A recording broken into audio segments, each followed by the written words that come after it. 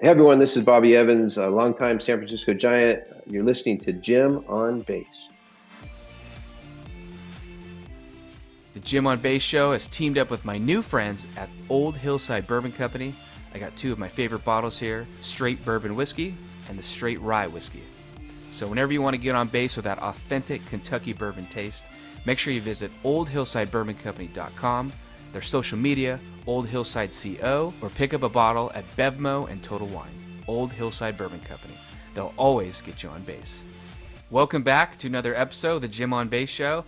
For today's very special guest, we have on a true baseball man.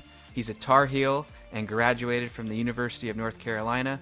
He's worked his way up through the San Francisco Giants organization and served as their general manager from 2015 to 2018. I met him recently at the Willie McCovey Golf Classic. Please welcome the great Bobby Evans. Bobby, thanks for coming on. Hey, it's good to be with you. My pleasure. It looks like you're in an office somewhere. Where are you at right now? This company that I run down in Los Altos is a licensed contractor that really takes care of homes throughout the Bay Area. So when I left the Giants, and I continue to interview for jobs in baseball, but I've gone from focusing on home plate to home care. So we we do great work really around the Bay to just help homeowners take care of their home and make sure that they keep it in great order. A proactive approach, kind of it's an education, to be honest, for homeowners to know what it takes to take care of their home. And it went from helping athletes take care of their bodies to helping homeowners take care of their home. So Yeah, it's kind of interesting because not only are you with them now, but weren't you a customer at one point? in 2013, my wife and I moved to the other side of the city, which was closer to the kids' schools, gave us a little more room for our family to grow. Um, but just with a busy baseball schedule, there was just no way I could take care of this home without some help. And I was fortunate to find home preservation, and they were able to help me, not only get into my home, but then help me take care of it. And I think homeowners really, in a general way, don't understand what it takes to take care of their home. And I knew I didn't, just having lived in condos up until that point. And so I wanted to make sure I took good care of it, because it arguably probably one of the largest investments I would make outside of making investments in the game. The investment outside of the game, it was going to be my largest investment, and so I wanted to make sure I took care of it. Well, it makes me wonder too. You talk about the busy schedule of baseball. Obviously, you're still busy, but do you have a little bit more free time having a job like this compared to being a general manager, or is it kind of similar in a way? Oh yeah, yeah. No, baseball's so consuming. I mean, it's 12 months a year. It's 29 to 30 days a month. It's crazy. I mean, you eat, sleep, and drink baseball all day long, and there's really no way to slow down. Although I will, you try to balance family, of course, but it's hard because in the middle of your son's basketball game, you might get a phone Mhm. call, and you got to take that call. You've been waiting for it, whether it's an agent or a team, or your boss or your owner or your assistant GM or someone in your baseball department. Decisions have to be made, and they're made in real time, and they're critical to potentially the season ahead, or baseball decisions that you're trying to make in other places. So yeah, I mean, it's a different pace, relative to this. I mean, it's running a company is very consuming, but baseball is another level. You speak about the busyness. Now you're kind of been away from the game, but you're still involved because I met you at the Willie McCovey golf tournament. So it must be nice to come back and see some old friends and players, right? And maybe not have that stress or pressure cooker of being the main guy. Oh yeah, I mean, I miss the day-to-day grind. I mean, Mm. it's very rewarding. I mean, it's also rewarding. I mean, we spent 25 plus years together with the Giants, and we saw the team um, in '97 make the playoffs, '98 get knocked out late, 2000, 2001, 2002, obviously 2009, 10, 12, 14, 16, a lot of great things. And then to have a slowdown is definitely an adjustment, but there's so many great things about the Giants family. I think being a forever Giant doesn't mean you're forever employed. I joke about that, but it's fun to be part of the family and to go back and see the great memories that we were a part of, as well as great people, in the office, ownership, players, former, current players, and it's just it's a great organization, and it's really like family. Well, how is your golf game though? Do you got a good swing or? Well, I haven't played in several months because the weather's been so Mm. crazy. Um, Plus, my kids' basketball seasons have kept me in the gym a lot. But I did get out to Golden Gate Park, Mm. the 9-hole course that they've just redone, which is Yeah. completely amazing. And I got to play it on Sunday afternoon, and I had a good game.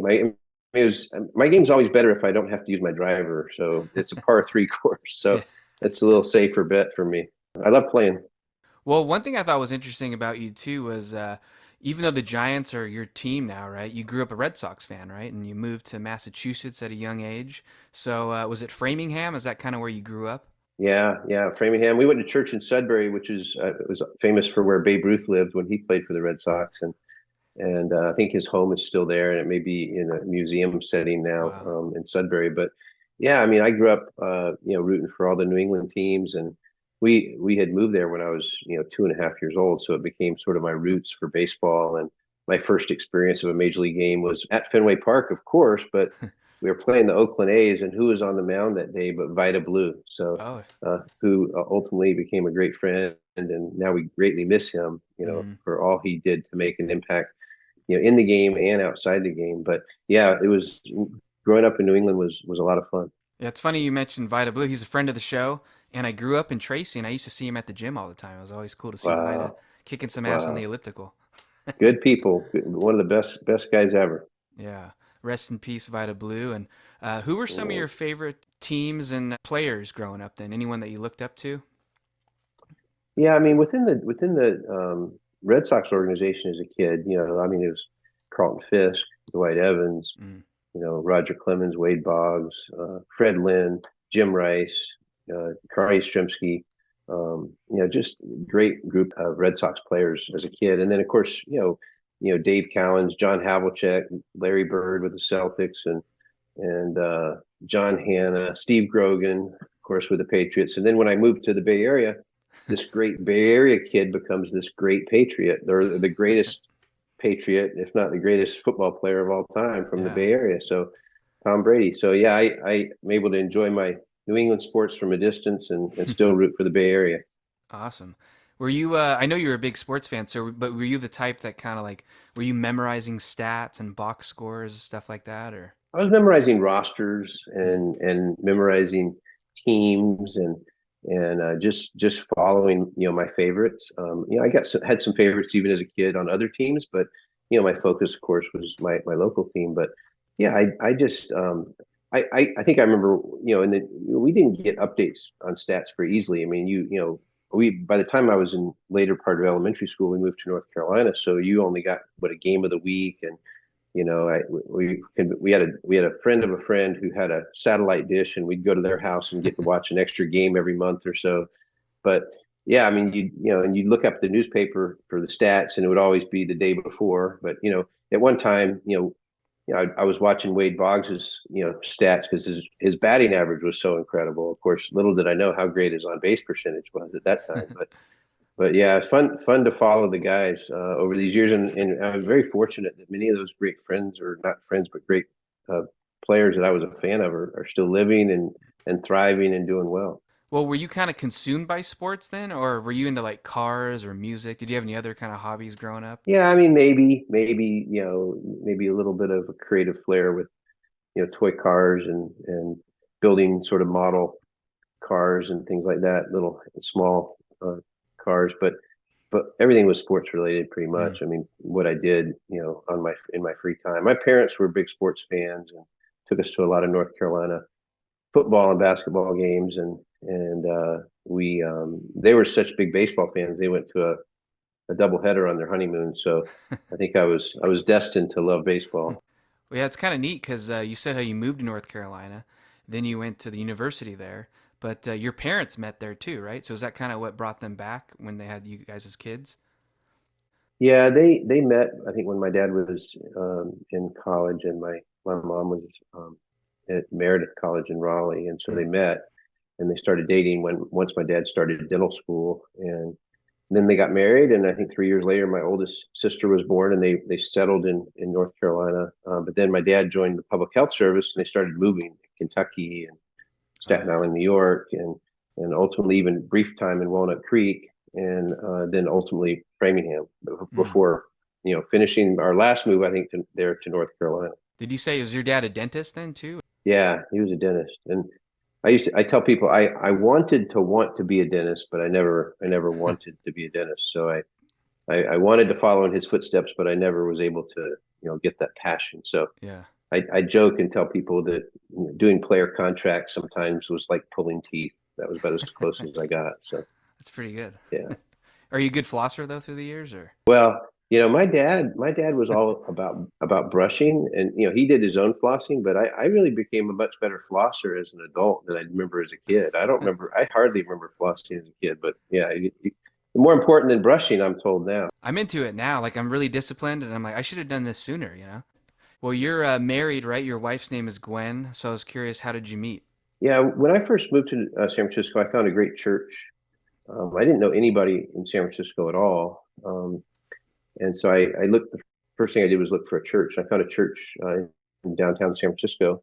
And I guess about 2 years after moving here, my wife visited that church on one particular Sunday. And that was the first time we met. And Wow. we were friends for several years. And eventually I convinced her to go out with me. And we started dating, and we got married just before um, the end of the year in December of 1999. So we're Wow. celebrating 25 years this year. So Wow, congrats. I went to, have you heard of the church in San Francisco called Reality? I've been there a few times with friends over the years. oh yeah, yeah, I've heard great things about reality. And it's great because I mean in San Francisco, when I came here, I wasn't sure how many really strong churches there Mm. were at that time, but there's a lot more options now. And I'm still part of the same church that I joined back then. In fact, our church this year is going to celebrate its 175th anniversary. It was Wow. the first Protestant church in the western part of the United States. It actually its building was the first home of the first public school in San Francisco. Wow. But they're celebrating 175 years, and so fun to be a part of it. Yeah, if those walls could talk, it survived the Uh, earthquake and the fire and everything. well, they didn't survive the fire. In fact, the church at the time was in Chinatown, and it burned to the ground Wow. 1906, and they relocated to their current location and laid the cornerstone in 1909, and they've been there ever since. But Wow. yeah, I mean, the church was started by a young pastor from New Jersey who took a 90-day journey from New Jersey to get to San Francisco and planted the church in 1849. While he Wow. was on his way here, I think the gold rush started. So, um, That's crazy. Well, yeah.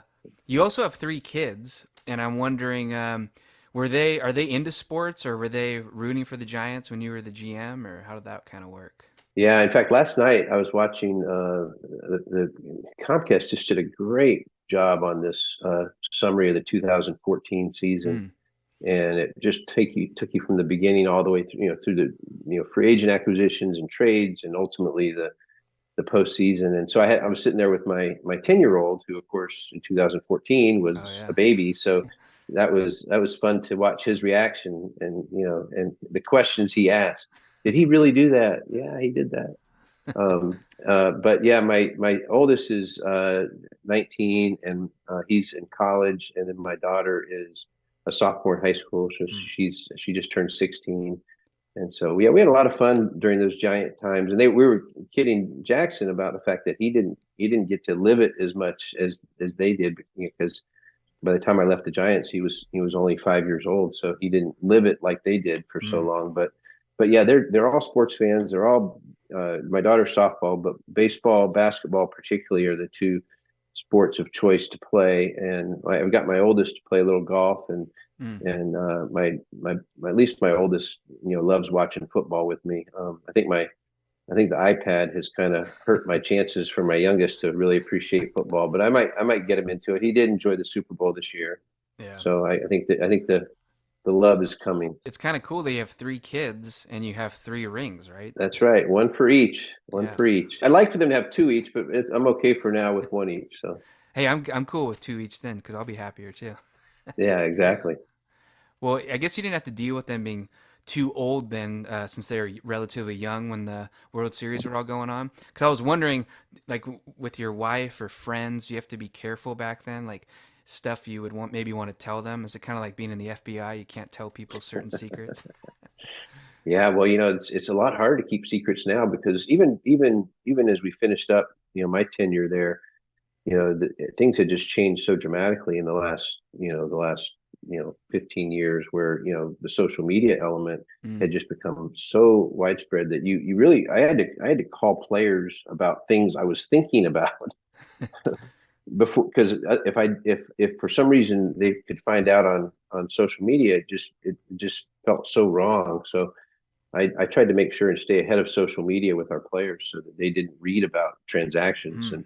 and that's even harder today than it was even when I left. But yeah, it was not as hard to keep secrets from them, but it was definitely, social media has its own element of secret, difficulty of keeping secrets. So Yeah, it made me wonder because after college, right, you served as an administrator in MLB Commissioner Fay Vincent's office in New York. So I was just wondering, when yeah. you're there, are you kind of hearing some juicy gossip or rumors around the league, or? Well, I mean, you do hear things that you have to keep confidential, but the commissioner's office is a little more corporate of a Mm. feeling to it. I do remember, having a meeting in which Fay Vincent was giving us the status of, his situation with the commissioner's office, and we weren't sure what was going to happen. But then the next day, it was ESPN that notified everyone that he had resigned, and Wow. so there was a lot going on back then. But the office was much smaller. It was, it's grown, 20 times what it is Hmm. now compared to then. But working in New York City is great. I mean, I loved my time there and wouldn't trade it for anything. And it's a special place. In fact, I've been careful not to say San Francisco is better than New York, but I will say it's a lot easier than New York. New York's got, a lot of challenges with you're really dependent on public transportation, and you got Mm. weather challenges and, access challenges. But I've really enjoyed calling San Francisco home for a long time now. Well, before even your job with the commissioner, I forgot to mention when you were in college, at the time it was probably like a dream job, right? You got to intern with the Red Sox. So that must have been pretty surreal for you. Did you get to interact with the players much, or? Yeah, I mean, that was a dream come true. I mean, I still have to pinch myself at how cool that was. I mean, I spent the summer working. Lou Gorman was the general manager. Eddie Casco was the scouting director. Ed Kinney Senior and Junior were overseeing player development. And yeah, I mean, they won their division in '88 and '90 and faced the A's in the playoffs. But '89, the year I was there, they didn't make the playoffs, but it was still fun. I mean, yeah, you go in the clubhouse, there's Wade Boggs and Jim Rice and Roger Clemens, and Carl Yastrzemski was inducted into the Hall of Fame Mm. that year, so he was around. And it was incredible experience. I think it really made me appreciate what goes into running an organization, and I think it really whet my appetite for, even though I wasn't going to get to play the game at a higher level, that it whet my appetite to ultimately get involved in the game Mm. when I finished school. And I think, going in the clubhouse, being on the field, just and being in that ballpark, every day, it was just surreal. I mean, I still love going there. I consider it, forever special place. Yeah, it's cool that you mentioned that, like going in the clubhouse, seeing all the big names. I got to do that last year with the Giants and be in the dugout, the clubhouse, and interview people for the podcast. And it got me fired up, and it almost makes me feel like I can play a little bit. Yeah, there you go. No doubt. Well, I know you were an athlete growing up, and one thing I thought was interesting, you served as a student manager for the Tar Heels baseball team, right? In hopes of being on the varsity team one day. And it sounded like that didn't happen. And I was wondering, does that kind of translate over to when you are a general manager and you want to make a move? Do you almost have like a soft spot for guys, or kind of know what they're going through in a way if you have to make a tough move? Yeah, I mean, I really admired those guys on the baseball team in college. I mean, the commitment that I was making as a student manager was a lot, just to try to balance my schoolwork and Mm. and activities with baseball. And so those guys were their commitment was, double or more what I was doing, and the time they had to spend at the ballpark and the weight room and batting cage, and then game days, and it's a very hectic schedule. So yeah, I think as I got into working with the commissioner's office and also with the Giants ultimately, it makes you appreciate the amateur players, what they go through from high school through college to getting a chance to be drafted and signed. And I think that, I think, there was many people that probably influenced a little bit of my passion for the player and desires to help them succeed and try to eliminate barriers to success and Mm. distractions that could prevent them from reaching their potential. But, Linda Pereira with the San Jose Giants would often educate me about some of the challenges that players were going through in San Jose.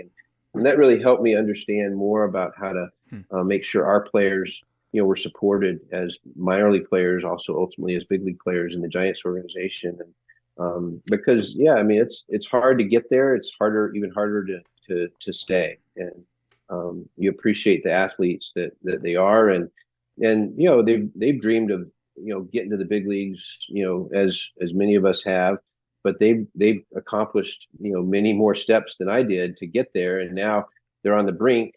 How can you help them finish that dream and finish it well, and once they're there, how can you support them and help them succeed? And I think we were fortunate. We had a great front office. We also had great coaches, great managers, and a great farm system, with great leadership to make sure that we got the most out of these guys and help them in many cases live out their dream and then some. After college, Brian Sabian, he was the then assistant GM of the Giants, and he hired you, right, in 1994 as the minor league administrative assistant. So I thought that was kind of interesting because you stuck with the Giants the rest of your career. So he kind of gave you the first start that kind of shaped into the rest of your life in a way, right? Yeah, I mean, being in the commissioner's office, I loved it, but I was reminded of my time with the Red Sox and how special it would be to be with the team at some point. And when I interviewed with Tony Siegel and Brian Sabian at the winter meetings, and yeah, I didn't know if I would measure up to what they were looking for. I was still very young, and when I got the call, I I was really surprised, because I didn't know, and within 2 weeks I had to sublet my apartment in New York City and move to San Francisco, and I had no idea that it would become a forever home for me, and Brian Brian's brilliant. I mean, baseball brilliance has no match for him. He, from a scouting perspective, from a feel for the clubhouse, a feel for culture, a feel for managers, a feel for the game. I mean, it probably if he hadn't gone the route of being a general manager, he could have very easily gone the route of being a great on-field manager just Mm. because of how he understands the player, the game, and the strategy. But it was just fun being a sponge under him for all those years and working with him and watching how he thought through the game and the intensity that he had. I don't care what game it was. I mean, if something went wrong, you couldn't tell the difference of his reaction if it had been everything on the line that day. He hated to lose, and he didn't like to see guys not perform at their best. And so and he had a feel. He had a sixth sense as to what kind of roster moves needed to be made to make things better. And being able to learn under him was a privilege. And for him to ultimately have the faith in me as well as Larry and our ownership group to give me a chance to serve as general manager, was a real honor. I think the real honor though is being able to serve with them for over 25 years. I mean, it's just an incredible people and place. And Brian again, hopefully he'll see that day in Cooperstown, just because he's accomplished so much in the game, and hopefully he'll get recognized for it. Yeah, definitely hope that happens one day too. And you mentioned how he's, a competitive guy. And I remember I've always heard through the years, wasn't there always like an epic Brian Sabian kind of blow up like every spring training? I always heard that Yeah. happened. I read that in a book somewhere. Well, yeah, I mean, I mean, he had his moments of. I was fortunate to not be on the other side of it very often. Although on occasion I was, and I would quickly fix myself so I did not stir the pot anymore. But yeah, I mean he had a strong principles about how things should run, and and he wanted to see things go well, and he cared about details, and Mm. and right down to the right 51st player come over from minor league camp that might pitch one inning or have one at bat. He wanted that to be the right guy in the right situation, and that guy has no impact upon this team this year. But if he's going to be in a spring training game, then he needs to, and Sabian was very clear about that. And we all knew who what his expectations were and tried to make sure we delivered where we could. I figure you want to stay on his good side too because you got him, Ned Coletti. They got a little Sopranos vibe going on. You don't want to mess with them. Don't want to fish on your door. Exactly. Well, I was gonna ask you eventually, what do you do with the rings? And I think you might have one on, right? I saw a little bling.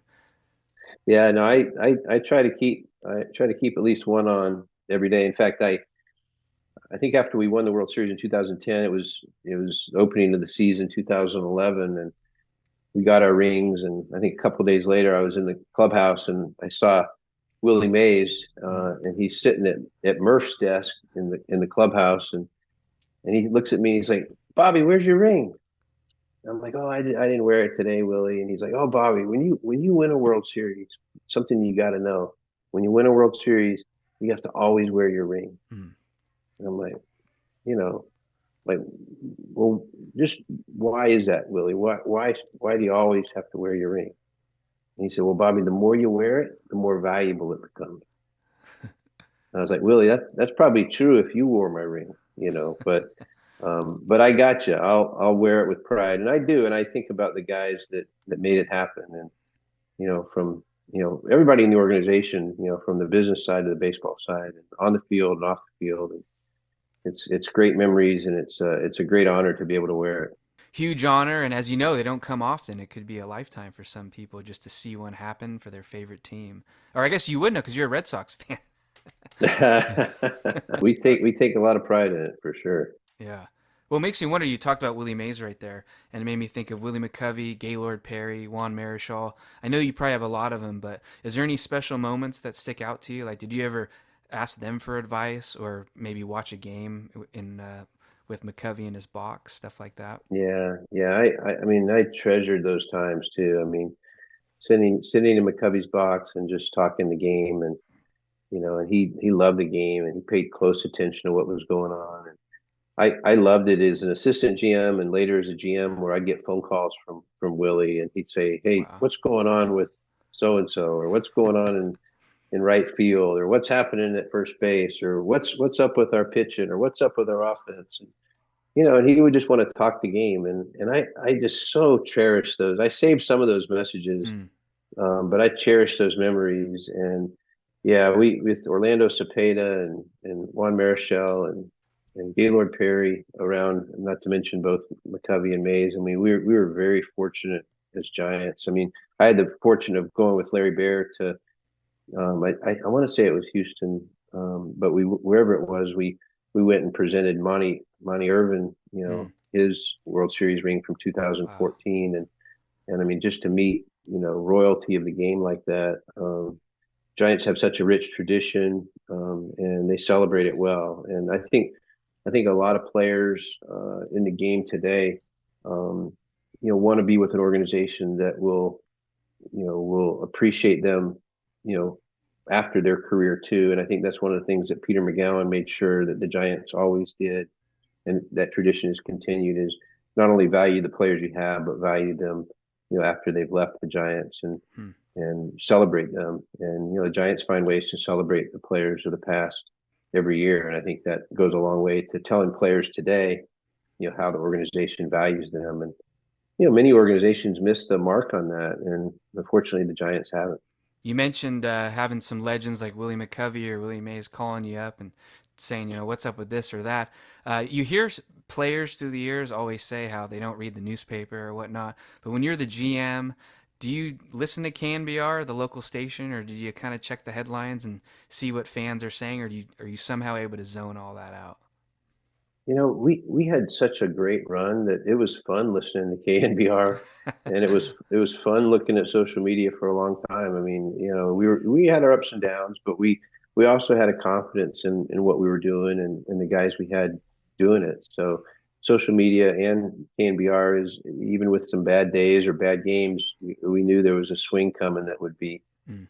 on the upside. And so it was a lot of fun to listen to. And of course, when we struggled, my last couple of years with the Giants in 17 and 18, not as fun, but at the same time, nothing could take away what we accomplished, even, a couple of rough years. But, we saw, that the veteran players, ultimately had a lot left in the tank, and they found ways to still have success, after I was gone. And, Brian and I both take a lot of pride in our guys that are still on the roster today, who came up Mm. through our farm system and are contributing. And I do think that, we are fortunate to have a station like KNBR, and even, 95.7 others that are, Mm. the local with Comcast. And, we have great media and, obviously a great fan base, and the best ballpark in baseball. So Wow. a lot to enjoy about our Giant. It makes me think of Moneyball, like when Billy Bean would get nervous and like get on his little bike during the games. How did you, with such a consuming job, avoid burnout? And was there anything you would do habit-wise to like keep the nerves in check? Yeah, I just compartmentalized it a lot. I think I just kind of, I tried to flush a game, even win or lose, just, flush it. I got to think about the next day's transactions, the next day's budget, the next day's player moves, the next day's minor league system, the next day's, amateur, or international program, employee issues. So I couldn't let a game live with me Mm. too long. And, in many ways, we were fortunate. We had great managers while I was with the Giants, from Dusty to Felipe to Boch, and they carried that load for us a lot in the front office, and so that they would, think through what was important on their end. And then Brian and I and Boch would often sit and talk about, what moves needed to be made. But once those discussions happen, we make those moves and we get ready for the next one. Mm. I think, getting through a 16-hour day sometimes was, required cups of coffee in the seventh inning, and way too many uh, snacks and cookies during the game at times, just to make sure I had a sugar load, because I was going to be around at least an hour or two after the game, so I needed to make sure I had energy. But yeah, I think the work hard mentality was really, I think, what we in the front office, kept us going, is we knew we had more to do. No matter what we accomplished, no matter what we struggled with, we knew there was ways to improve, or ways to get better. And shortly after the parade, we're in the conference room working on arbitration cases. We Wow. got to go on to the next one.